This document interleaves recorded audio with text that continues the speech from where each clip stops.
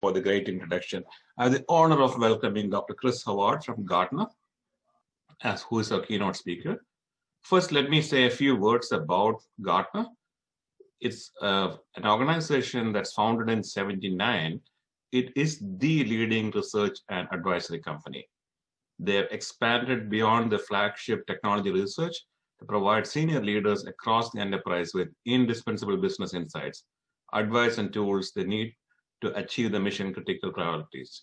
Not only do companies listen to Gartner for their advice on what to implement, all the vendors look at Gartner's magic quadrant before they do anything, because Gartner sets the trends. I have a quick video on Gartner before I talk about Dr. Howard. The future doesn't invent itself. It's created by today's business leaders who know that the pace of change will never be this slow again. At Gartner, we work with these leaders every day as they pursue their mission-critical priorities. Seize opportunity from disruption. Cast a vision for the future and build it step by step.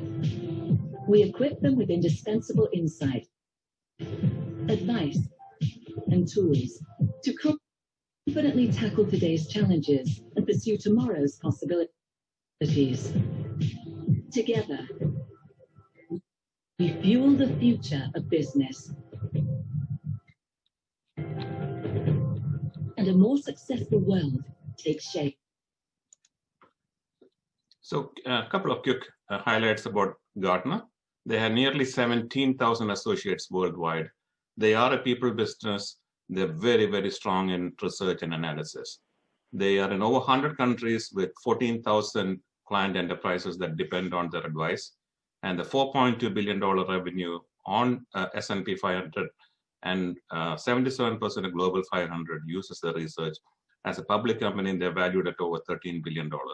Chris Howard is Gartner's lead chief for research since last year. In that role, he ensures that Gartner research meets the journal and industry-specific needs of senior executives with emphasis on both technical and business leadership. Mr. Howard leads the Senior Content Leadership Board at Gartner, where he is responsible for the development of integrated topics across all of Gartner's research. In that capacity, he regularly interacts with and advises CEOs, board members, and other senior executives at the world's largest enterprises. Mr. Howard is a compelling speaker, is in demand worldwide for his insights in the intersection of technology and business trends. He has been the featured keynote speaker for Gartner IT Symposium, Expo, CIO forums, and for various gatherings across public sector, oil and gas, financial services, media, and higher education. He draws from his deep background in humanities to engage people in complex topics, including technology, society, artificial intelligence, organizational culture, and business strategy. Prior to this, he ran the industry research relationship between US Bank and Stanford's Media X program and MIT Media Lab. And he brings in neuropsychology, philosophy, computer science, law, medicine, and has served on university boards from Brigham Young and University of Cincinnati, where he was chair of the industry advisory board for the College of Applied Science. Originally from Halifax, Nova Scotia, in Canada, Mr. Howard is a graduate of McGill University and holds a doctoral degree from University of British Columbia. Please welcome Chris to the podium. And audience, if you have any questions, please put them in chat and we will answer them at the end. Fantastic. Nandi, Sunil, I appreciate that. It's so wonderful to be with you all, such an esteemed group of people, and you know, just humbled to be with you and talking to you today in this inaugural session. So Anu and I have known each other a long time. I was calculating that 17 years, almost 18 years, Anu, since we started working together at the University of Cincinnati. Yeah, that sounds correct. Yep. It does, yeah. And so when Anu invited me to do this, of course, immediately I said yes.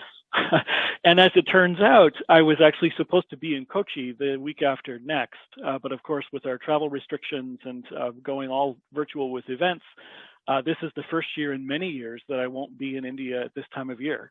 and I'm missing it. So Anu sent to me yesterday an ad that was on the web for this session. And when I saw this, I immediately felt like I was in India. In fact, I felt like I was in Indian television for sure, because of all of the ads around me and so on, which are really well placed, by the way. These are all things that I'm interested in, like the maps on the left-hand side. I buy a lot of Life is Good t-shirts. Some of you will know that I am a classical musician by training, so all of the piano music across the bottom are things that I've bought. But just the feel of that page made me feel like I was right there with some of you that are in India. So I'm missing being there this year. Hopefully next year will be different, but I'm happy to be with you to do this with you today. All right, so here's what I want to do. I want this kind of two parts. And Anu, tell me what time, how much time do I have now? Until about 5 after the top of the hour? Oh, yeah. Oh, yeah. Okay, so about 5 after. So there are two things that I want to do. I want to give you a sense of demand out there. So what are boards of directors and CEOs especially saying? Because that serves two purposes. It helps you understand where innovation is needed and research is needed, but it also goes towards placement of current students. So where's the demand space that they're actually moving into? And then the second part of this, I'm going to identify a handful of trends that are really important ones for research emphasis right now. So in the roles that you have currently, in terms of your positions in industry, but also the students that are being prepared right now, I wanted to give you some sense of where I think the most important areas for research are, at least a few of them. Okay, so that's what we're going to do.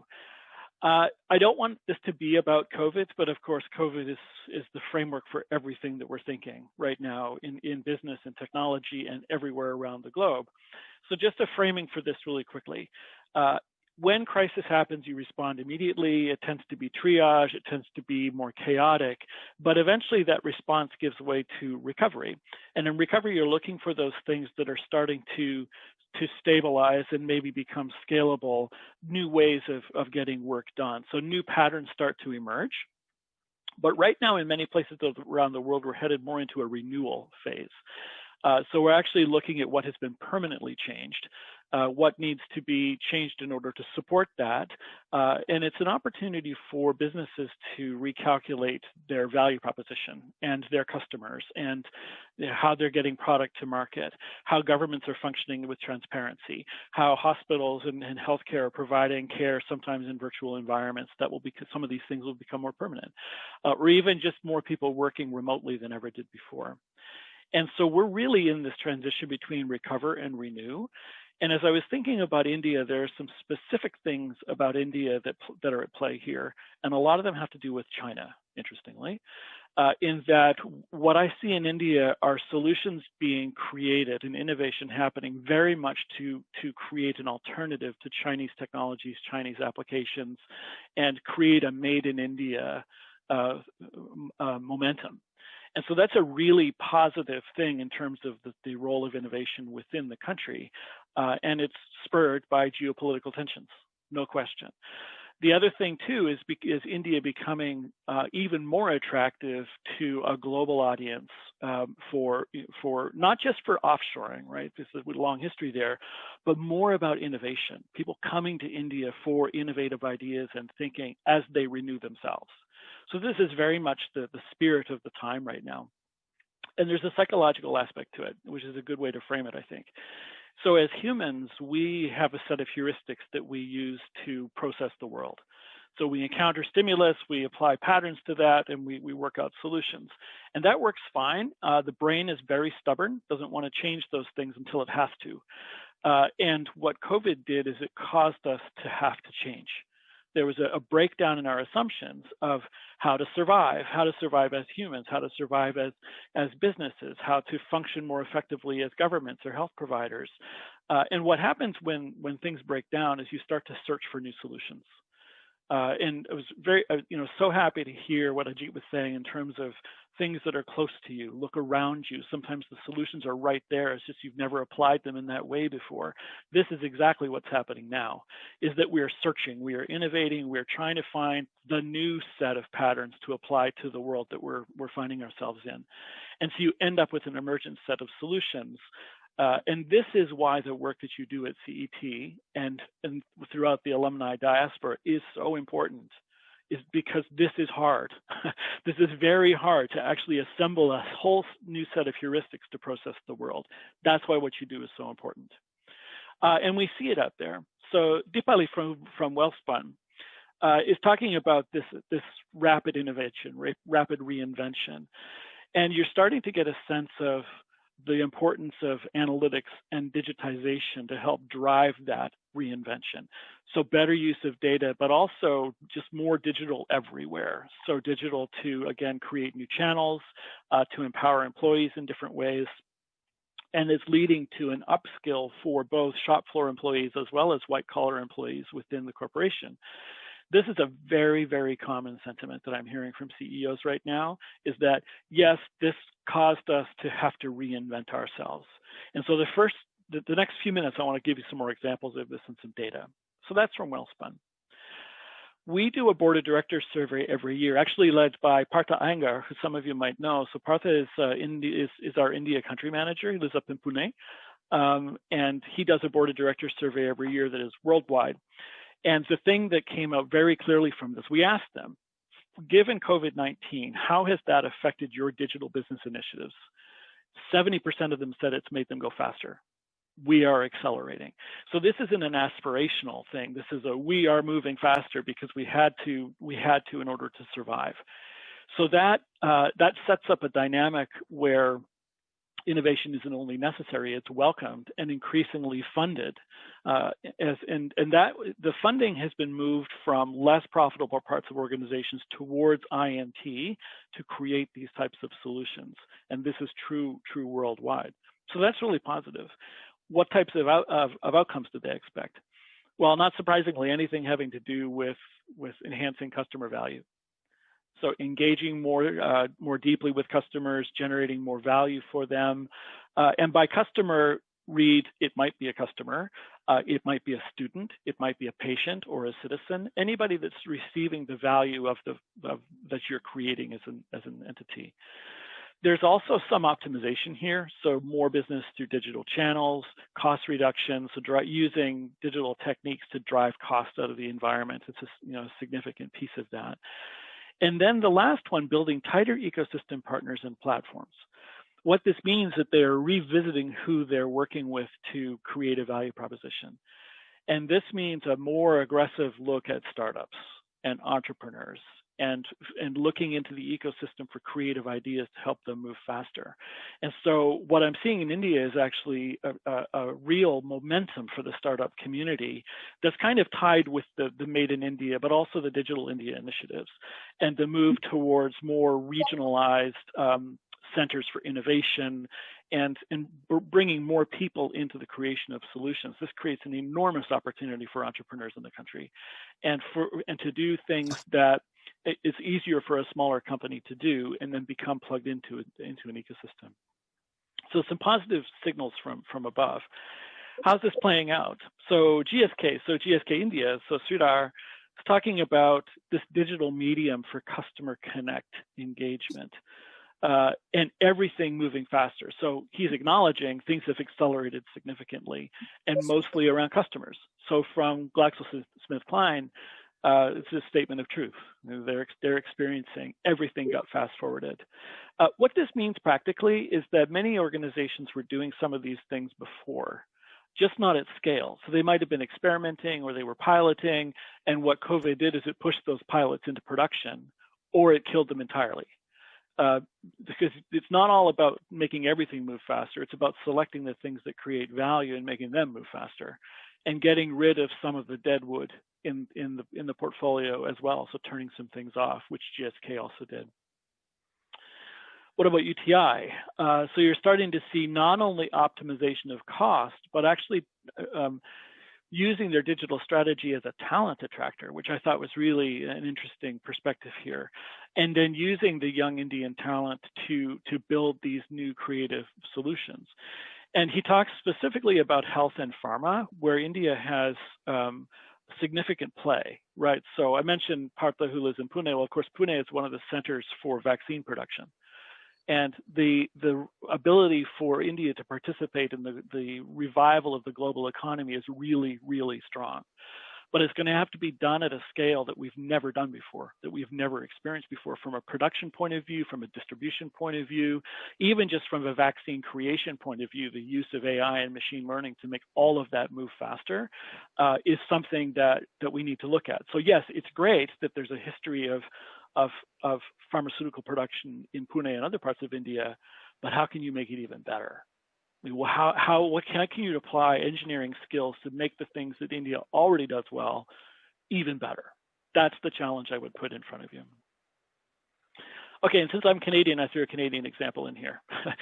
So this is from RBC. Dave McKay, who's a friend of mine. We did a lot of conversations, sort of deep conversations together. And so this is around the digital platforms. And so what you see in financial services is the increased digitalization and automation of digital platforms in order to create products and get them out to people. Digital first is defining that economy. And what's in here is a lot of advanced data and analytics, a lot of machine learning and machine models driving this. But platform is the important word here, and you'll understand what I mean by this. Is the platform is something that makes it easy to do hard things.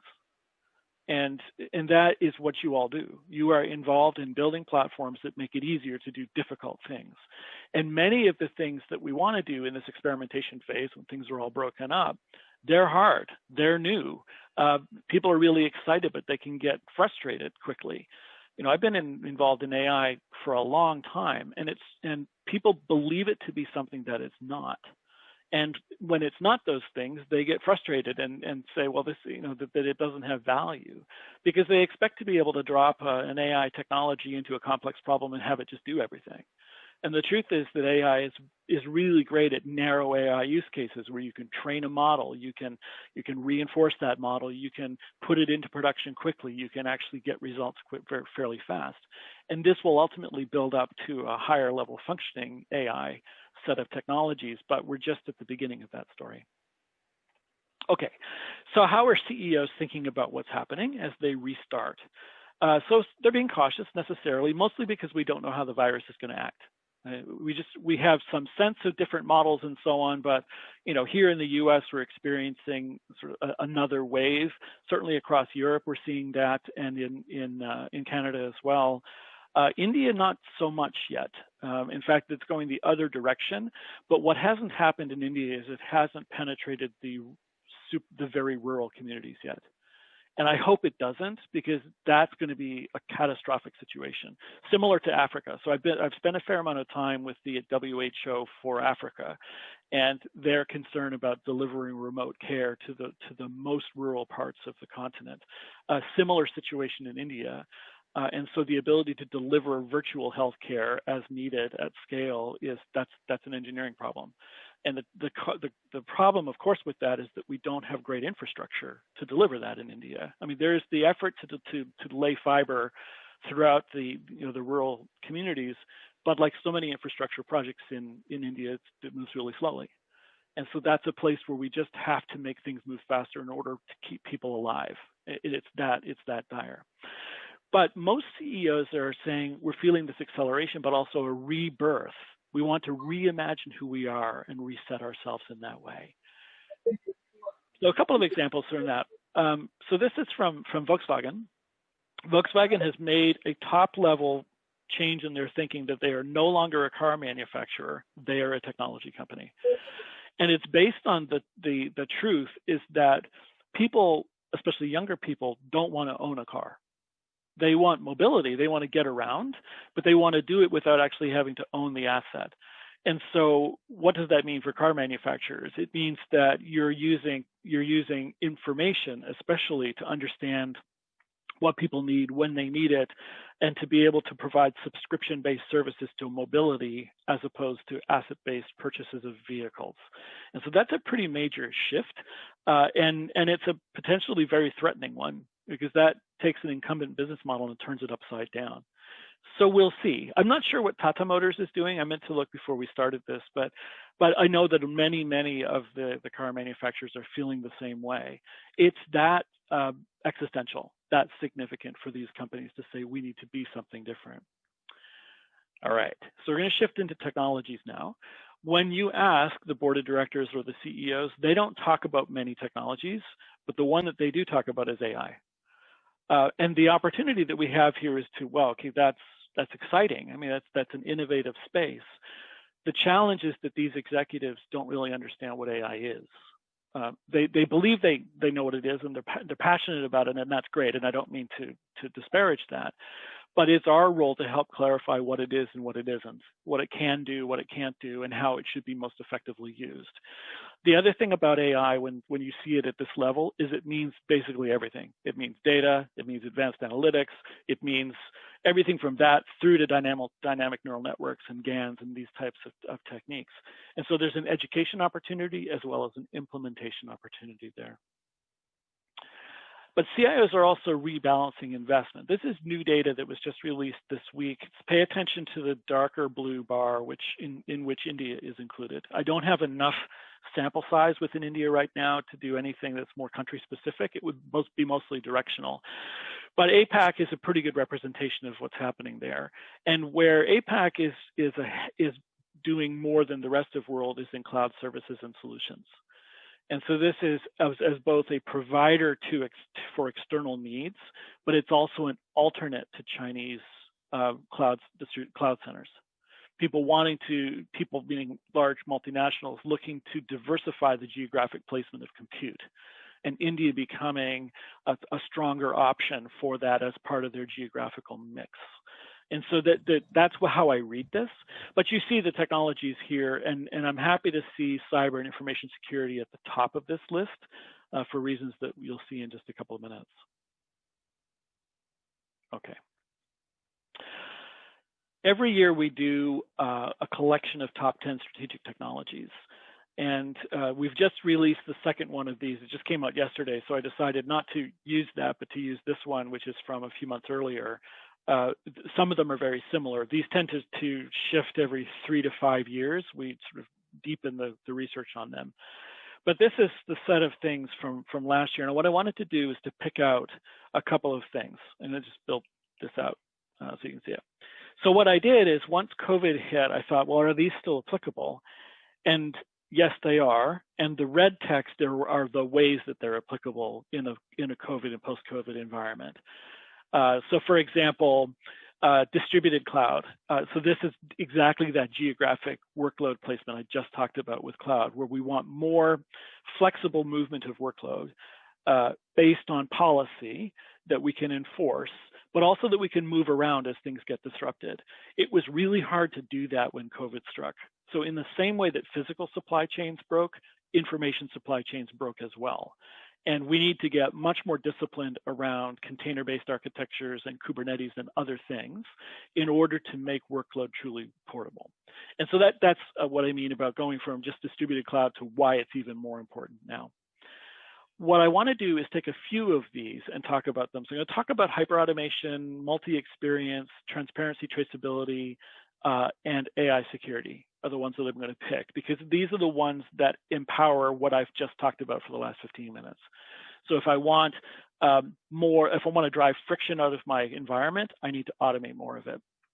If I want to engage more deeply with customers and employees, then I need to build out a multi-experience environment. If I'm using AI to make sophisticated algorithmic decisions, then I need traceability into those decisions so I know how they were made. And then if I'm building out these sophisticated models, I need to know what the bad actors are doing and how to protect against that. So that's where I want to focus and just kind of quickly go through these for the next 10 minutes. Okay, so let's talk about hyperautomation. Automate everything that can be automated. And the number one use case for AI is process automation. And it starts with RPA. So many of you have been involved with this. Most of the clients I'm working with have been doing this for a long time. I don't really want to say that RPA is artificial intelligence. I mean, what it does is it mimics human behavior in terms of data entry, essentially. But that's not where you should stop. So, if you're doing RPA but not rebuilding processes, then you're missing an opportunity. You should be redesigning process and automate the best of those. But don't stop there. You're trying to move up this stack. And there are a whole set of technologies like intelligent BPMS, for example, that are doing autonomous process discovery and tuning. They're functioning in real time. They're self-modifying, so they're improving the more that they learn. That's what hyperautomation really is. But it is orchestrated down through the system, so you can find these levels of automation in various places. Most of our clients are in the process automation box on this graph. There are a few that are starting to orchestrate across different functions, very few that are doing the ecosystem part of this. But the ecosystem piece, so this is sort of multiple entities working together in a massively automated form. This is how you would describe what Gartner calls the digital dragons. So these are the giant digital native companies like Amazon, like Alibaba, like Baidu and others. The only way that they, or Ant Financial, which is part of that whole system, the only way that they can reach the scale they have is because they're doing this hyperautomation. And there are almost no humans involved in any of this. So for Ant Financial, for example, they have almost 2 billion customers and only 10,000 employees. And it will never be more than 10,000. They don't need people. They need people to do things that people do well, but the system takes care of everything else. That's where we're headed. When you're looking at where to place it, you find RPA and AI throughout the entire system. So it's not just at the screen level UI, but it's also down in the movement of data amongst legacy systems. So you're finding AI and RPA. So AI might be used to actually do character recognition of files coming out of these systems, which are then input into the RPA system to be automated from there. But, and I'm sure that Ajit will recognize this, there are a lot of old pieces of hardware out there in the field that are not digitally connected to anything. So what do? You stick a camera in front of it. You use OCR and image recognition to actually pull that data back into these systems and pump them into an automated stream. So there's a whole lot going on here, and it's not as simple as just RPAing the humans out of the scenario, but looking for any place where you have text that can be moved around, data that can be moved around, and it's part of a higher level mediation environment. Okay, multi-experience. So this is beyond. This is all of the types of capabilities that more cognitive computing can bring, the types of interfaces that we're building, and so on. This has accelerated for one very obvious reason, in that people don't want to touch anything right now. So we're afraid to touch an ATM machine. Here in the United States, coins are out of circulation. There's a shortage of coins because people aren't handling currency. More gestural interfaces, conversational interfaces, they're moving very, very quickly. And so there's a whole lot of really interesting research that could be done around creating this multi-experience. All right, so the track of this has been, it's a user experience track that is based on how do I want to interact with systems. It's becoming more immersive and much more sensory. But the systems underneath it and the techniques to architect it against are where the opportunities are for research. So this ties in ideas like edge computing, because you're moving compute out to where people are.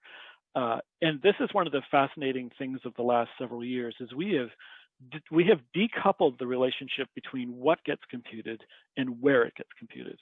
And that creates so many interesting possibilities for where you would architect intelligence into the system, and to be able to interact with me with whatever devices I would choose to use, and then collecting information and creating an immersive environment from that.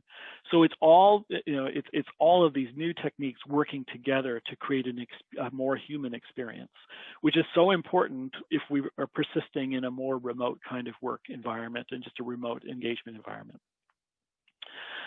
So we see it happening in many of the industries that you're involved in. And so use of augmented and mixed reality to create collaborative asset management scenarios. It's for training, used heavily in training for simulation. Service, so if I'm a technician in the field, it's giving me directed information about how to repair things, or even overlaying it into a retail environment, in this case for allergies. So if I have a nut allergy, what this does is it actually overlays the risk of these products in front of me. So this is what I mean about a fully immersive experience. We see other things happening with emotion detection, and especially in call centers. And so if a caller calls into a call center and is obviously upset, the system can understand that they're upset by tone, choices of words, that kind of thing, and route them to a human that is especially well equipped to deal with an emotional customer. But what happens is that then that that transaction closes and the system learns whether that was an effective closure of the problem, and it actually gets better at directing the incoming calls to different types of experts, but all based on the ability to pick up emotion from the incoming caller. This is a more humanized kind of experience. So it is multisensory and multimodal, using so many of these techniques and technologies mixed together. And I know that CET is in the middle of many of these, figuring out how to bring these to life and to use these in scenarios. And especially, again, as I said, because humans are working in much more distributed virtual environments, the ability to actually have a more sensitive environment for them is really, really essential to keep them engaged with each other, with our businesses, with our schools, and so on. Okay, so as an example, just to break this out for an example here, we see this in a lot of companies. This happens to come from Ulta. So Ulta is a cosmetics company, and before the pandemic, they were going full into digital to create these augmented reality experiences. And so, you could replicate the experience of being in a shop and trying on different makeups or, hair colors or whatever, but it's all done within the app. So being the good researcher that I am, I decided to try it. Okay, so this is me. And I thought, like many of you, I'm getting tired of my pandemic haircut and needed something different. And so I gave it a run, and sure enough, it works really well. It actually does a great job identifying the hair, but also keeping the texture and so on. And I'm not going to get green hair, so don't worry about that. But I could easily if I wanted to. The thing that's interesting about this, though, is I'm not sure what happened to my picture.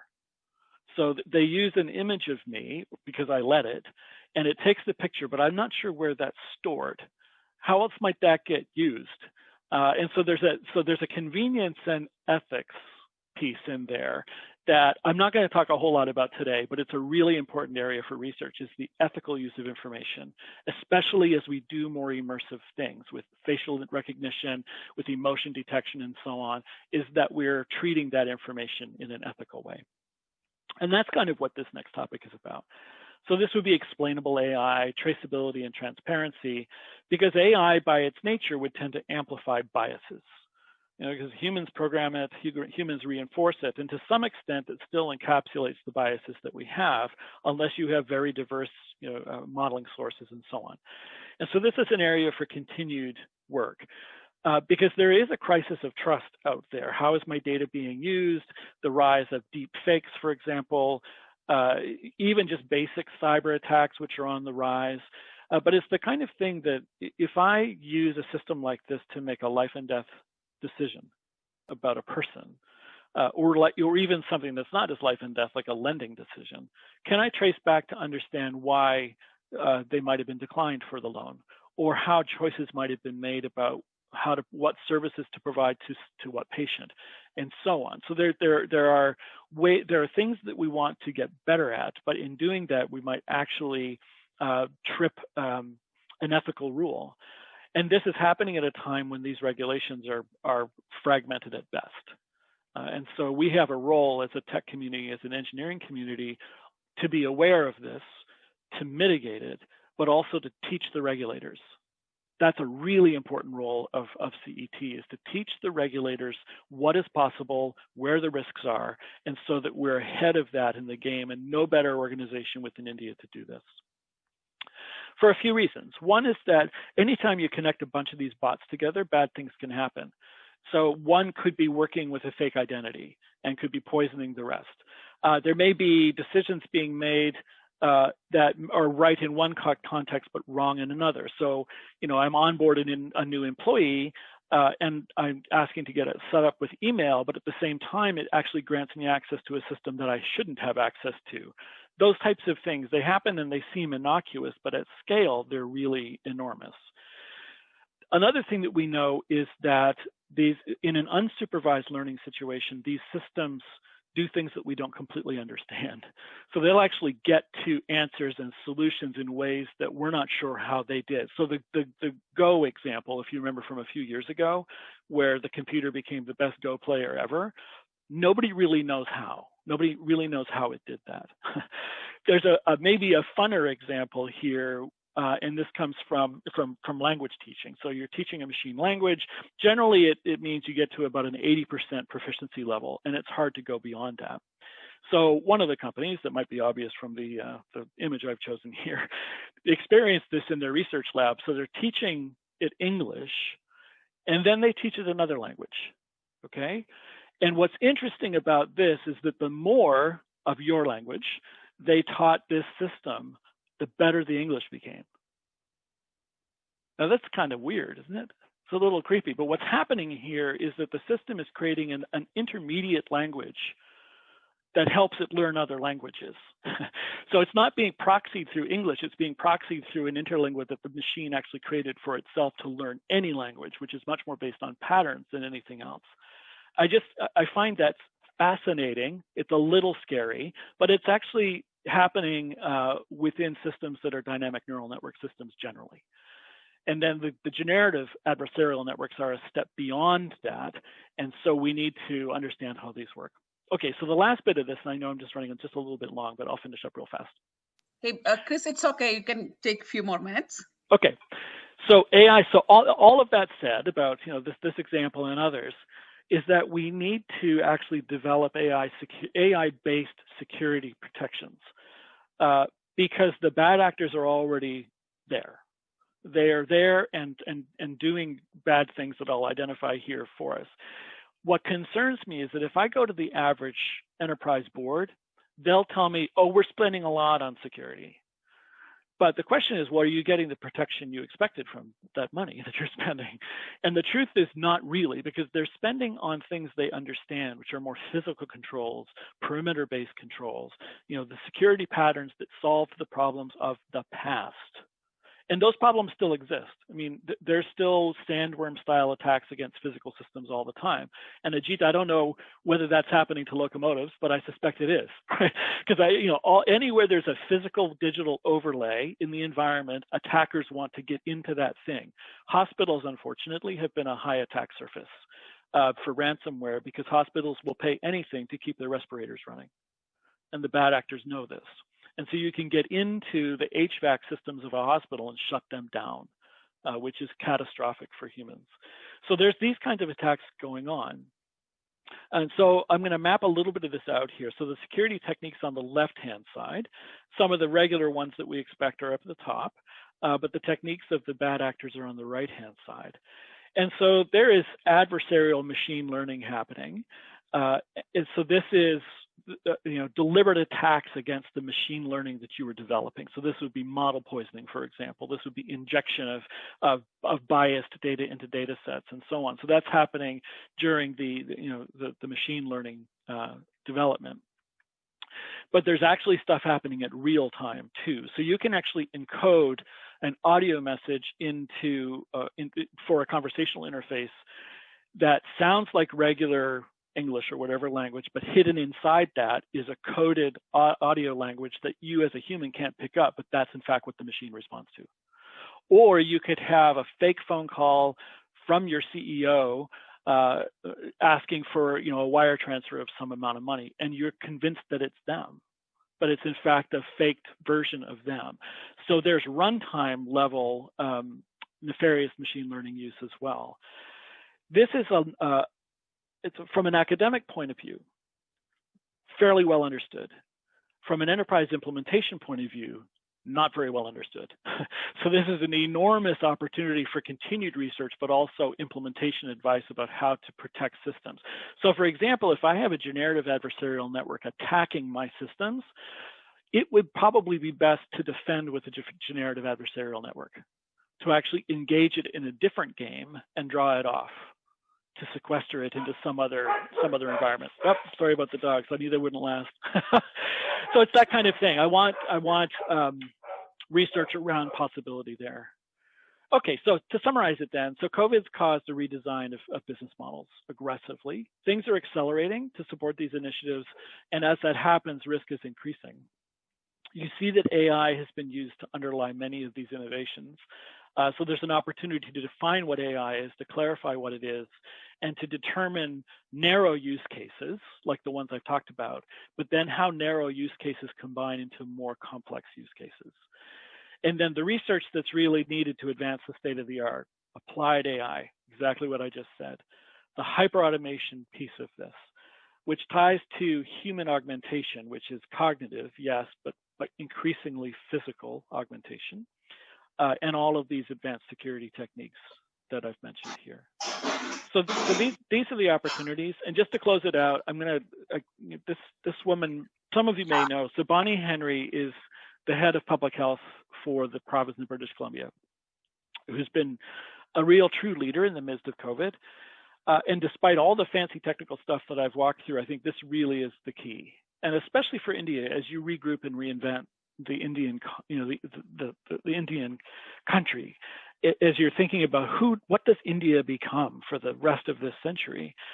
Well, it's, yes, there's trying to keep the curve flat, but it's really about the human-to-human interaction, staying committed to each other as the CET diaspora spreads, as India tries to do more made in India, digital India, and bring more people into solution making.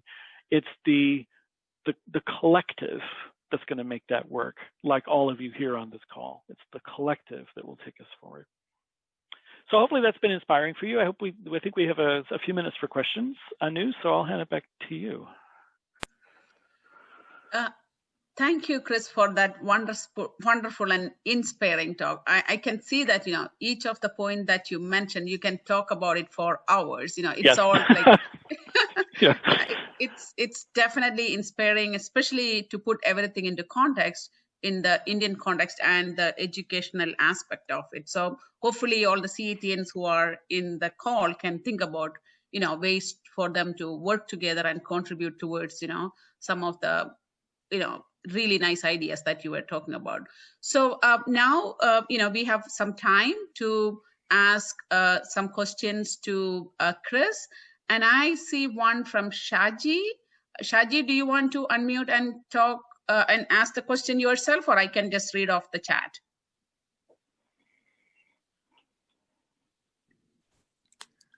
Yeah, my question is around identity, digital identity protection.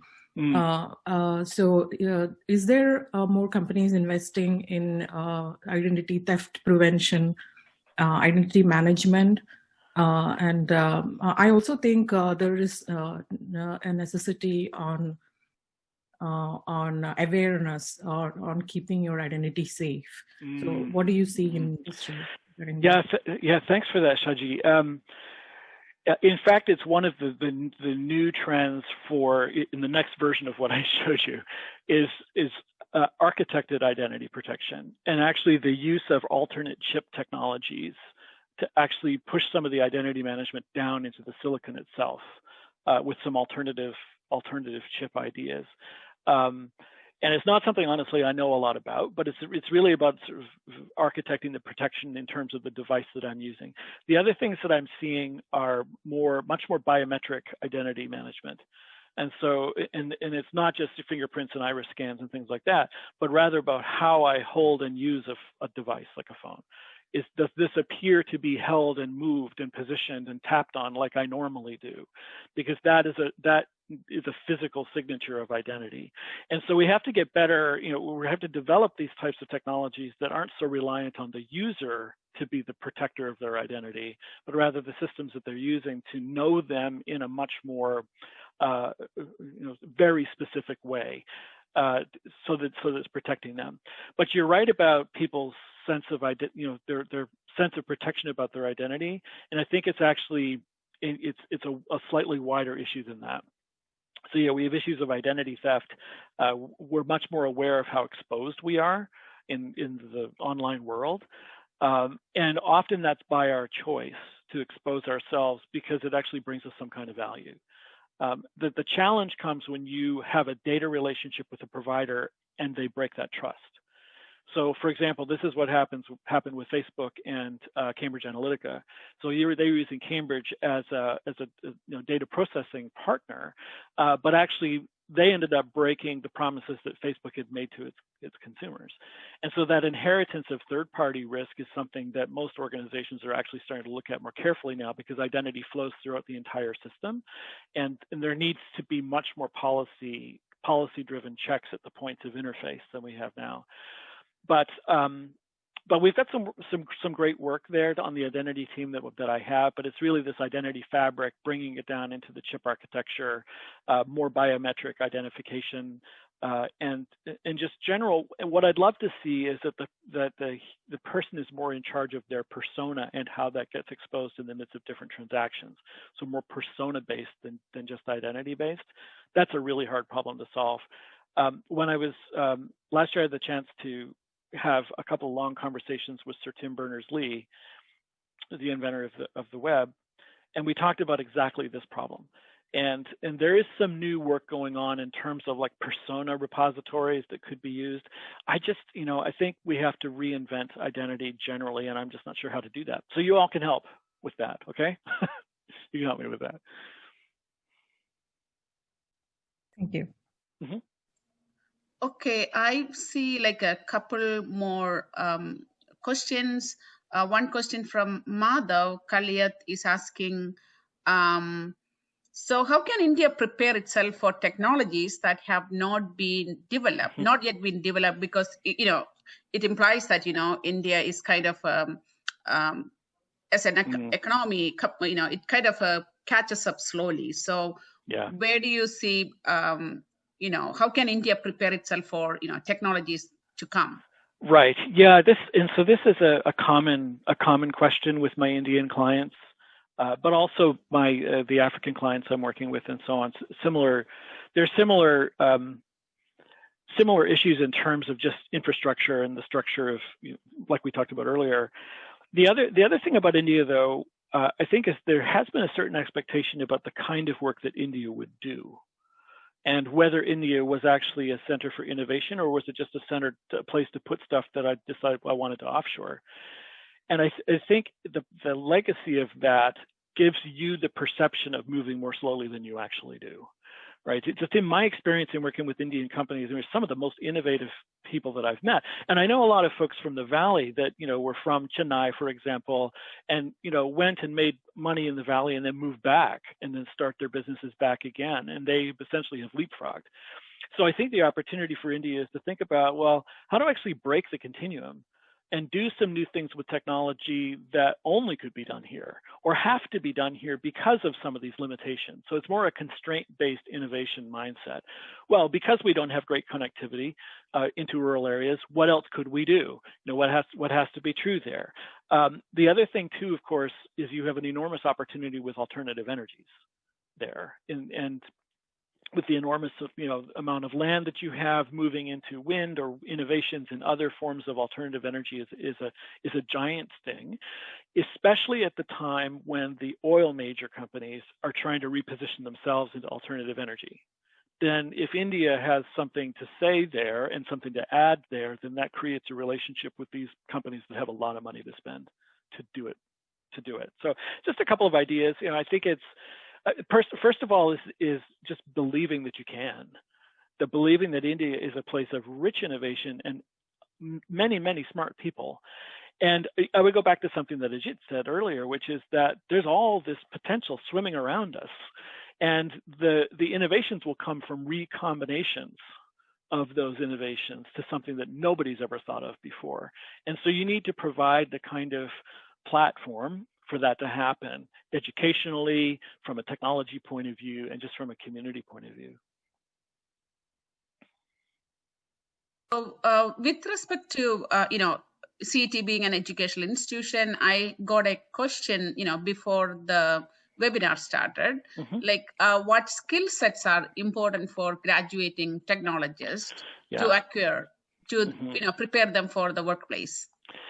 Yeah, I tried to actually center the second half of the talk on some of those technologies. But so let's just kind of do a bit of a list. So anything having to do with applied AI. So machine learning, model development, model runtimes, use of cognitive computing, anything that is providing an alternative interface into value, all of those types. So user experience, customer experience, that whole set of related techniques is so essential. anything having to do with IoT, and Ajit had that in one of his slides, the last slide that he showed. Sort of anybody that has an IoT background, there's an enormous amount of opportunity to put sensors all over the world, essentially, to be able to instrument the world for higher productivity and greater value creation. So IoT skills, data, analytics, essential skills, everybody wants them. Data science skills are harder to find than they should be. So data science skills, decision science skills, all of that. The harder question is, what should people stop training for? To what extent are we continuing to do sort of deep infrastructure level training, or chip design training, and those types of things? As I think wherever there's a potential for commoditization out into an existing scalable market, I'd rather be teaching the majority of students how to use that to do something higher level, right? So, and it's the same way, how much networking technology if you're not going to be a networking expert, then how much networking knowledge do you really need to have in order to do some of the things that we're talking about? So there's definitely a rebalancing there. The hard thing is that if you create a syllabus for a student coming in as a first-year student, what they need to know by the time they come out is completely changed, because the technology world around us is changing so quickly. So it's being in step. I would start applied work soon. So like when we at UC, I knew a lot of that happened in senior year. We should be giving students the opportunity within their first semester to be actually doing some more of that applied work, because that's how they're going to learn. Yeah. With CET, there are some systemic, kind of restriction, but those are some of the innovations that the CET alumni can kind of drive to make, be the driver. So that's a bigger, larger conversation to be, to happen in the future. I think one other thing, Anu, just finish that thought.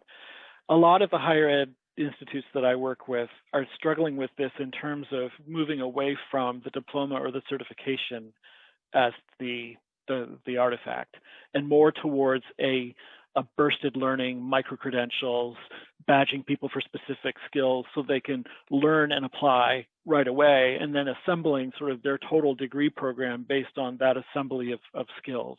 It's a very different model, but it also enables you to train people throughout their life, not just within the time that they are a student. It's lifelong learning through bursted learning.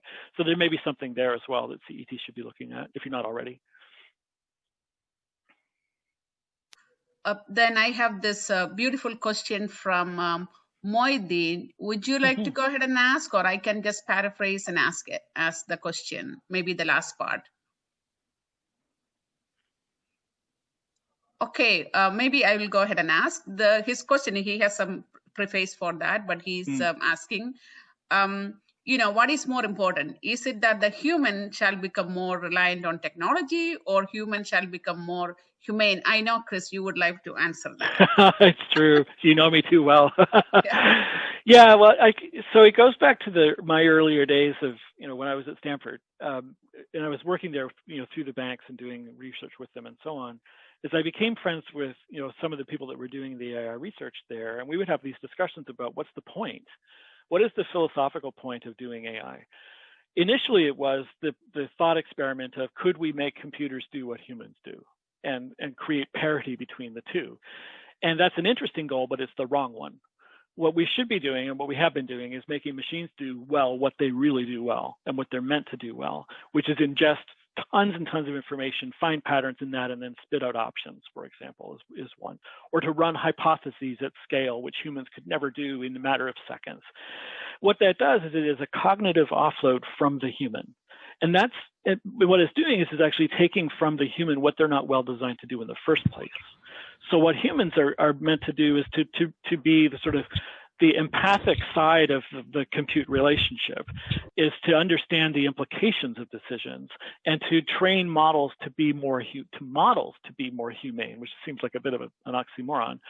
But their role is more important than it ever has been in terms of making technology serve the needs of the world, of human beings, of the climate, of society in general. And if you take humans out of that loop, then machines will they'll optimize their learning, but the whole piece of empathy and connection is gone from that. And so the answer is that done right, this will allow humans to be more human. And that's the goal. It's for humans to be more human, machines to be more machine. And that honestly has been the role of technology for tens of thousands of years. This is no different. We have a lot of questions, but I'm sorry we couldn't get to all of your questions. But, you can follow Chris on, I don't know, maybe in LinkedIn or, other places, social media. So you would get to see what he's up to and all the wonderful thing that Garner and he's spearheading. Yep. So and you should feel free to reach out to me directly. I'm happy to help. It's a nice diversion, to be honest, from my regular time of managing 3,000 analysts every day.